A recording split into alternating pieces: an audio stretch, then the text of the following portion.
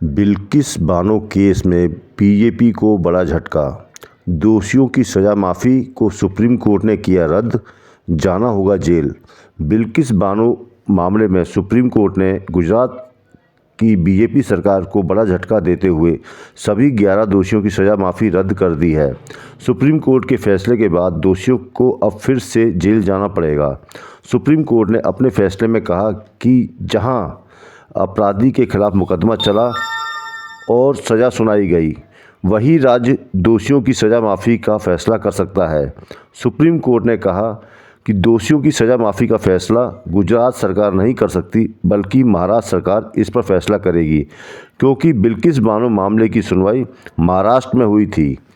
Court ने ये भी कहा, दोषियों को रिहा करने का गुजरात सरकार का फैसला शक्ति का दुरुपयोग था। कोर्ट ने सभी 11 दोषियों को अगले 2 हफ्ते में जेल अथॉरिटी के सामने आत्मसमर्पण करने का आदेश दिया है। बिल्किस बानो गैंगरेप के 11 दोषियों की सज़ा गुजरात सरकार ने माफ़ कर दी थी। गुजरात सरकार के इस फैसले को सुप्रीम कोर्ट में चुनौती दी गई, जिस पर जस्टिस बी नागरत्ना और जस्टिस उज्ज्वल भुइया की पीठ ने अपना फैसला सुनाया। इन दोषियों को सीबीआई की विशेष अदालत ने साल 2008 में उम्र कैद की सज़ा सुनाई थी, जिस पर बॉम्बे हाई कोर्ट ने भी अपनी मोहर लगाई थी। सुप्रीम कोर्ट में सुनवाई के दौरान केंद्र और गुजरात सरकार ने दोषियों को रिहाई के फैसले का बचाव किया और कहा कि दोषियों ने दुर्लभतम अपराध नहीं किया है और उन्हें सुधार का एक मौका दिया जाना चाहिए।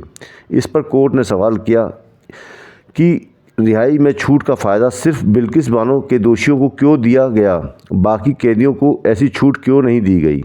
साथ ही सुप्रीम कोर्ट ने पूछा कि क्या दोषियों का माफ़ी मांगने का मौलिक अधिकार है। इस पर दोषियों के वकील ने माना कि दोषियों को माफ़ी मांगने का मौलिक अधिकार नहीं है।